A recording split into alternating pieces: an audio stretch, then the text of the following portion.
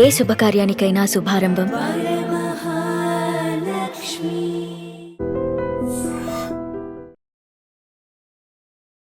Welcome to iDream Media. So జనరల్గా walking అనేది మనం ఎంత సేపు చేస్తే కనుక అది కరెక్ట్ వాకింగ్, హెల్తీ వాకింగ్ అంటాము.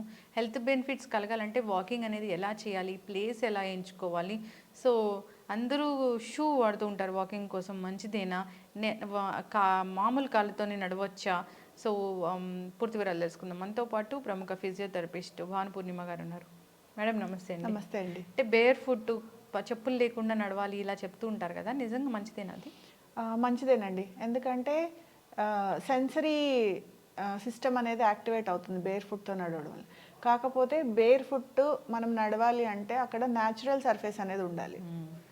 సే ఫర్ ఎగ్జాంపుల్ మట్టి కానీ, గడ్డి కానీ, ఇసుక కానీ, ఇలాంటి న్యాచురల్ సర్ఫేసెస్ ఉంటే బేర్ ఫుట్ మీద అనేది నడవచ్చు. కాకపోతే బేర్ ఫుట్ మీద నడిచేటప్పుడు తీసుకోవాల్సిన జాగ్రత్త, ముళ్ళు, చిన్న చిన్న రాళ్ళు ఇలాంటివి గుచ్చుకోకుండా జాగ్రత్త తీసుకోవాలి.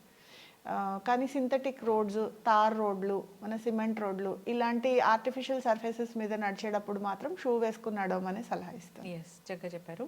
వాకింగ్ అనేది జనరల్గా ఎవరు చేయాలి? వాకింగ్ అనేది ప్రతి ఒక్కళ్ళకి అవసరమేనండి. సో చాలామంది అంటే మనము మా దగ్గరకు వచ్చే క్లయింట్స్కి కూడా మేము చెప్తుంటాం వాకింగ్ చేయండి అంటే, మేము ఆఫీసులకి ఇంత దూరం నడిచి వెళ్తామండి, బస్ స్టాప్కి ఇంత దూరం నడిచి వెళ్తాము, లేకపోతే ఇంట్లో మేము ఇంత పని చేసుకుంటాము, మళ్ళీ మాకు ప్రత్యేకంగా వాకింగ్ ఎందుకు అంటారు. సో అది కరెక్ట్ కాదండి. సో వాకింగ్ అనేది అంటే మన బాడీలో మన ఫోకస్ మొత్తం మనం చేసే పని మీద పెట్టి వాకింగ్ చేయాలి. అంటే వేరే ఏదో పర్పస్ కోసం వెళ్ళే వాకింగ్, ఎక్సర్సైజ్గా చేసే వాకింగ్ రెండింటిని కలపకండి. సో ప్రత్యేకంగా ఈ టైం అనేది మనం కేటాయించుకొని, సో ఆ పర్టికులర్ టైంలో ఆలోచనలు ఏమీ పెట్టుకోకుండా ఫోకస్డ్గా వాక్ చేసి వస్తే దాన్ని మనం కరెక్ట్ వాకింగ్ అని మనం కన్సిడర్ చేయొచ్చు. ఓకే, ఏదైనా ఒక మంచి ప్లేస్ చూసుకునే వాక్ చేయాలంటే పార్కు అలాంటి దాంట్లోనే వాక్ చేయాలా మనము? అలా అయితేనే బెటర్ అండి, ఎందుకంటే సర్ఫేస్ అంటే మనం నడిచేటప్పుడు నడక కింద నుంచి అంటే గ్రౌండ్ నుంచి ఇంపాక్ట్ మన మోకాలకి డైరెక్ట్గా వస్తుంది.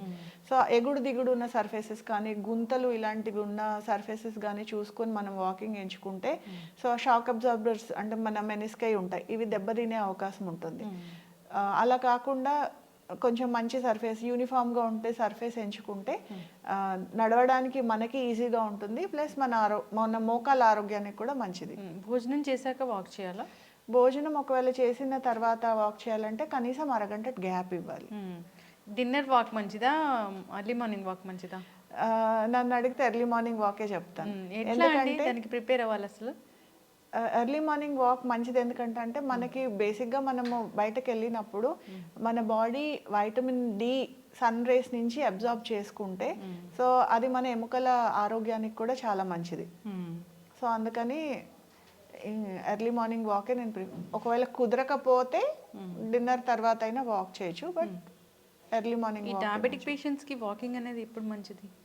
డయాబెటిక్ పేషెంట్స్కి వాకింగ్ అనేది కంపల్సరీ చేయాల్సిందేనండి. మంచిది అని చెప్పలేము, వాళ్ళు రొటీన్లో భాగంగా వాకింగ్ని కంపల్సరీ వాళ్ళు చేసుకోవాలి. ఎందుకంటే వాకింగ్ అనేది బ్లడ్ షుగర్స్ని నియంత్రించడానికి చాలా హెల్ప్ చేస్తుంది. బీపీ ఉన్న వాళ్ళు కూడా ఖచ్చితంగా వాక్ చేయాలని చెప్తారు కదా? అవునండి, ఖచ్చితంగా వాక్ చేయాలి. ఈ శీతాకాలంలో వాకింగ్ అప్పుడు ఎలాంటి జాగ్రత్తలు తీసుకోవాలి? శీతాకాలంలో బయటకు వెళ్ళేటప్పుడు ఒకవేళ రెస్పిరేటరీ ఇష్యూస్ లాంటివి ఏమన్నా ఉంటే ప్రాపర్గా కవర్ చేసుకోవడము, సో అలాంటి జాగ్రత్తలు తీసుకోవడం మంచిది. ఒకవేళ ఆస్తమా లాంటి వాళ్ళు ఉంటే కనుక అది కొంచెం బాగా చలి ఉన్న టైంలో కాకుండా కొంచెం ఎండ వచ్చిన తర్వాత వెళ్ళడం బెటరు. అంటే మన స్కిన్ డీహైడ్రేట్ అవ్వకుండా చూసుకోవాలి. అంటే చలికాలం అనగానే వాటర్ తాగడం తగ్గించేస్తాం, సమ్మర్ అనగానే ఎక్కువ వాటర్ తాగుతాం, కానీ చలికాలం రాగానే వాటర్ తాగడం తగ్గించేస్తాం. సో చలికాలంలో కూడా డీహైడ్రేట్ అవుతాము. సో మనం వాకింగ్ లాంటి యాక్టివిటీ ఎంచుకునేటప్పుడు మనం డీహైడ్రేట్ అవ్వకుండా ప్రాపర్గా వాటర్ అది తాగడము అలాంటి జాగ్రత్తలు కొంచెం తీసుకుంటే సరిపోతుంది. వెంటనే వాక్ చేసిన వెంటనే నీళ్ళు తాగకూడదు కదా? లేదండి, ఎనీ హెవీ ఎక్సర్సైజ్, వాకింగ్ అనే కాదు, డాన్సింగ్ కానీ లేకపోతే ఎనీ ఎక్సర్సైజ్, జిమ్ కానీ ఎనీ హెవీ ఎక్సర్సైజ్ చేసిన వెంటనే వాటర్ తాగడం అనేది కరెక్ట్ కాదు. కనీసం ఒక 5 నుంచి 10 నిమిషాలు గ్యాప్ ఇచ్చి తర్వాత వాటర్ తీసుకోవచ్చు. కార్డియో ఇష్యూస్ ఉన్న వాళ్ళు ఎలా వాకింగ్ చేయాలి అంటే చెమటలు వచ్చేంత వరకు వాకింగ్ చేయాలా, ఎట్లా చేయాలి, నార్మల్ వాక్ చేయాలా? కార్డియో ఇష్యూస్ ఉన్న వాళ్ళు హెవీగా స్ట్రెయిన్ అవ్వడం అవాయిడ్ చేయడమే బెటర్ అండి. సో నార్మల్ పేస్లో అంటే నార్మల్ యాక్టివిటీలో మనం ఎలా అయితే నడుస్తామో సో అంతవరకు అంటే చెమటలు రాకుండా చూసుకొని, అంటే షార్ట్నెస్ ఆఫ్ బ్రెత్ అంటాం, అంటే ఊపిరి అందకుండా చూసుకొని ఊపిరి అందకపోవడం లాంటి పరిస్థితి రాకుండా చూసుకొని నార్మల్గా వాక్ చేస్తే సరిపోతుంది. ఎస్, చాలా చక్కగా చెప్పారు మ్యామ్. వాకింగ్ అనేది అందరికీ అవసరం. చాలామంది మోకాలు నొప్పులు ఉన్నాయని వాకింగ్ చేయకుండా ఉంటారు, వాళ్ళకి ఖచ్చితంగా వాకింగ్ అనేది అవసరమే. సో ఇంకా చెప్పారు ఏంటంటే బ్లడ్ ప్రెషర్ కానీ డయాబెటీస్ కానీ ఇలాంటివి ఉన్న వాళ్ళు కూడా ఖచ్చితంగా వాకింగ్ చేయాలని అందరూ ఫాలో అవ్వాలని కోరుకుందాం. సో చెప్పులు లేకుండా నడవడమే ప్రిఫర్ చేయాలి, కానీ సర్ఫేస్ ఏముందనేది కూడా మ్యాటర్ అవుతుంది అక్కడ. అవునండి. సో వాకింగ్ కోసం సపరేట్ షూనే వాడాల్సి ఉంటుంది కదా? ఖచ్చితంగా షూవే వాడాలండి. ఎందుకంటే మన ఆర్టిఫిషియల్ సర్ఫేస్ మీద మనం నడిచినప్పుడు మన మోకాలకి డ్యామేజ్ జరగకుండా ఉండాలంటే దానికి ప్రాపర్గా షాక్ అబ్జార్బింగ్ ఉండే షూ వాడితేనే అది ప్రాపర్గా ఉంటుంది. సో జనరల్గా మోకాల నొప్పుల సమస్య ఇబ్బంది పెడుతూ ఉంటుంది. అయితే మోకాల నొప్పులు వస్తే చిన్న చిన్న రెమెడీస్తో తగ్గించుకోవచ్చా? ఫిజియోథెరపీలో దీనికి ఎలాంటి టెక్నిక్స్ ఉన్నాయి, వివరాలు తెలుసుకుందాం. మనతో పాటు ప్రముఖ ఫిజియోథెరపిస్ట్ భాను పూర్ణిమ గారు ఉన్నారు. మేడం నమస్తే అండి. నమస్తే అండి. అంటే మీరు చెప్పే రెమెడీస్ చాలా చక్కగా పనిచేస్తాయి, అందరూ సెంటర్కే రావాలని ఏమి ఉండదు. సో అయితే మోకాల నొప్పులు వచ్చాయంటే నిజంగానే రెమెడీస్తో తగ్గించుకోవచ్చా? తగ్గించుకోవచ్చు అనే దానికంటే చెక్లో పెట్టచ్చు అని చెప్పొచ్చు అండి. సో వన్స్ అరుగుదల అంటే మనం జనరల్గా మాట్లాడుకునే మోకాల నొప్పులు ఆస్టియోఆర్థరైటిస్ అంటాం. సో మోకాలు అరిగిపోతూ ఉండడం. సో దాన్ని ఏంటంటే ఒకసారి మనకి అరిగిపోవడం స్టార్ట్ చేసిన తర్వాత ఆల్రెడీ అరిగిపోయిందైతే వెనక్కి తీసుకెళ్ళలేం, కానీ దాన్ని ఫర్దర్గా అరగకుండా ఆపొచ్చు. సో మన డే టు డే యాక్టివిటీస్ని మనం ఇబ్బంది లేకుండా నొప్పి లేకుండా మేనేజ్ చేసుకోవచ్చు. చిన్న చిన్న టెక్నిక్స్ అంటే అసలు ఏముంటాయి? బేసిక్గా మోకాలు నొప్పులు వస్తున్నాయి స్టార్ట్ అయినాయి అంటే మన మజిల్స్ వీక్ అవడం అండి. ఎందుకంటే స్కెలిటన్ స్ట్రక్చర్ని పట్టి ఉంచేది మజిలే.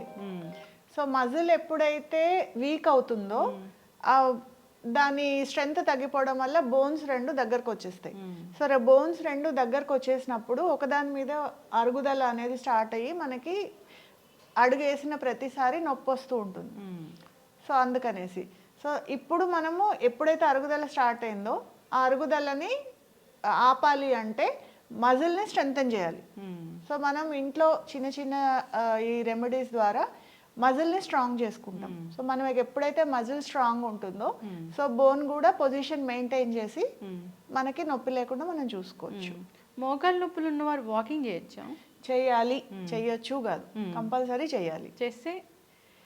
చేస్తూ ఉంటే ఏంటంటే యాక్టివిటీ అండి. సో ఏదైనా ఇప్పుడు మన మజిల్ ఏంటంటే ఈజీగా అది ఎప్పుడు రెస్ట్ తీసుకుందామనే చూస్తూ ఉంటుంది. సో ఎప్పుడైతే మజిల్ రెస్ట్ తీసుకుంటుందో సో ఆటోమేటిక్గా ఇప్పుడు మన ఎగ్జాంపులే తీసుకుందాం. ఎప్పుడైనా మనం రోజు వాకింగ్ చేసే అలవాటు ఉంది, ఒక వారం రోజులు చేయలేకపోయాము, తర్వాత వెళ్ళాలంటే వెళ్ళగలుగుతామా? సో మజిల్ కూడా అంతే. సో దాన్ని ఏంటంటే దాని పని అది చేసుకుంటూ వెళ్తూ ఉంటే సో ఫంక్షన్ అనేది ప్రాపర్గా మెయింటైన్ అవుతుంది. ఓకే, చక్కగా చెప్పారు మ్యామ్. ఇప్పుడు మోకాల నొప్పులు వచ్చిన వాళ్ళు అక్కడ ఏమైనా పట్టీలు వేసుకోవాలి అంటే ఏదో సంథింగ్ దానికి స్ట్రెంగ్తన్ కోసం పట్టీలు అలాంటివి దొరుకుతూ ఉంటాయి కదా, పనిచేస్తాయి అవి? పట్టీలు అంటే నీ క్యాప్స్ అంటామండి. సో నీ క్యాప్స్ ఏంటంటే సపోర్ట్ కోసం. సే ఫర్ ఎగ్జాంపుల్ చాలా సివియర్గా పెయిన్ ఉంది అనుకుందాం. పెయిన్ ఉన్నప్పుడు ఆ నొప్పి వల్ల ఏదైనా పని చేయలేకపోతున్నారు. సో అంటే మెట్లు ఎక్కాలి, లేదంటే దూరాలు వాకింగ్ చేయాలి, లేకపోతే నిలబడాలి. సో అలాంటప్పుడు ఈ పట్టీలు అనేవి అంటే నీ క్యాప్స్ అనేవి సపోర్ట్ లాగా పనిచేస్తాయి. సో అవేంటంటే మనం unavoidable situations, say for example మనం ఎక్కడికన్నా లాంగ్ డిస్టెన్స్లో మనము ట్రావెల్ చేయాలి, లేకపోతే ఏదన్నా ఇంట్లో ఏదన్నా అకేషన్ ఉంది, లేకపోతే అలాంటి అకేషన్స్ అప్పుడు, లేకపోతే ఎక్కువసేపు నిలబడి పని చేసుకోవాలి అన్నప్పుడు సపోర్ట్ కోసం వాడుకోవడంలో తప్పులేదండి. సపోర్ట్ ఇస్తుంది. కానీ ఇదేదో బాగుంది, ఇది వేసుకుంటే మనకి నొప్పి రావట్లేదు అని చెప్పి కంటిన్యూస్గా వాడితే మాత్రం దాంతో ఇబ్బందులు ఎదుర్కోవాల్సి వస్తుంది. ఓకే. సో కాబట్టి నీ క్యాప్స్ అనేవి అవసరమైనప్పుడు మాత్రమే వాడాలి. ఇప్పుడు మోకాలు నొప్పులు సర్జరీ అయిన తర్వాత ఫిజియోథెరపీ అవసరమా? ఖచ్చితంగా చేసుకోవాలి. ఏం జరుగుతుంది ఫిజియోథెరపీ చేస్తే? ఫిజియోథెరపీ అంటే ఇప్పుడు మోకాలు మీకు సర్జరీ అయ్యే స్టేజ్ వచ్చిందంటేనే కనీసం ఒక 6 నుంచి 8 సంవత్సరాలు వాళ్ళు మోకాలు నొప్పులతో తీవ్రంగా ఇబ్బంది పడి ఉంటారు. మన బాడీలో ఎక్కడైనా నొప్పి ఉంది అన్నప్పుడు సో ఆ పర్టికులర్ బాడీని అంటే ఆ జాయింట్ని మనం వాడడానికి ఆ నొప్పి అవాయిడ్ చేయడానికి మనం కంపల్సరీ మూమెంట్స్ అనేవి అలవాటు చేసుకుంటాం. మెట్లు ఎప్పుడు ఎక్కొచ్చు? మెట్లు ఎక్కొచ్చు అంటే తప్పనిసరి పరిస్థితుల్లో ఎక్కొచ్చు అండి. అంతేగాని ఫిట్నెస్ కోసము ఎక్సర్సైజ్ మెయింటైన్ చేయడం కోసము మోకాళ్ళ హెల్త్కి మెట్లు ఎక్కడం అయితే అంత కరెక్ట్ కాదు. మిగిలిన అంటే తప్పక ఇంకా మెట్లు ఎక్కాల్సి వచ్చినప్పుడు అయితే తప్పదు అనుకోండి. లిఫ్ట్ వాడాలా మెట్లు ఎక్కాలా అసలు జనరల్గా? లెస్ దెన్ 2 ఫ్లోర్స్ మెట్లు ఎక్కండి, అభ్యంతరం లేదు. అంతకంటే ఎక్కువ ఉంటే అయితే నేను లిఫ్ట్ వాడమని సజెస్ట్ చేస్తాను. ఎస్, చక్కటి ఇన్ఫర్మేషన్ మ్యామ్. సో ఏదైనా ఒక ఫుడ్ తింటే ఈ మోకాలు నొప్పులు బాగా పెరుగుతాయి అనేది ఏమైనా ఉంటుందా? రుమటాయిడ్ ఆర్థరైటిస్ ఒకవేళ ఉంటే కొన్ని ఫుడ్స్ వల్ల నొప్పులు ఎక్కువయ్యే అవకాశం ఉంటుందండి. బట్ సాధారణంగా అయితే అలా ఏముండదు. బట్ మీరు కనుక రుమటాయిడ్ కానీ ఇంకేదైనా ఆటో ఇమ్యూన్ అలాంటి ప్రాబ్లమ్స్ వల్ల మీకు జాయింట్ పెయిన్స్ వస్తుంటే మాత్రం ఫుడ్ తోటి ఎఫెక్ట్ అవుతుంది. సో ఆ ఫుడ్ని అవాయిడ్ చేయడం బెటర్. ఎస్, చక్కగా చెప్పారు మ్యామ్. మోకాలు నొప్పులు అసలు రాకుండా ఉండాలంటే ఏం జాగ్రత్తలు తీసుకోవాలి? రాకుండా ఉండాలి అంటే దాన్ని మ్యాక్సిమం మోకాళ్ళని ఉపయోగంలో ఉంచాలి. సో పాతకాలంలో మనము నేల మీద కూర్చునే వాళ్ళం, అందుకే చూడండి వాళ్ళకి ఎవరికి మోకాలు నొప్పులు లేవు. సో టాయిలెట్స్ వాడేటప్పుడు ఇండియన్ టాయిలెట్స్ అంటే కనీసం రోజులో 4-5 సార్లు అయినా మోకాలు ఫుల్ మూమెంట్ కనుక చేస్తే మనం మోకాలు నొప్పులు రాకుండా ప్రివెంట్ చేసుకోవచ్చు. తర్వాత చిన్న చిన్న ఎక్సర్సైజెస్ ఉంటాయి. అంటే క్వాడ్రిసెప్స్ మజిల్ బేసిక్గా మోకాలు మూమెంట్కి హెల్ప్ చేస్తుంది. సో ఆ క్వాడ్రిసెప్స్ మజిల్కి స్ట్రెంథెనింగ్ ఎక్సర్సైజెస్ కనుక చేసుకుంటే మోకాలు నొప్పుల్ని మనం మ్యాక్సిమం అవాయిడ్ చేయొచ్చు. చక్కటి ఇన్ఫర్మేషన్ మ్యామ్. ఇబ్బంది పడుతున్న వాళ్ళు కాంటాక్ట్ చేయాలని కోరుకుందాం, ఫాలో అవ్వాలని కోరుకుందాం. ధన్యవాదాలు. నమస్తే.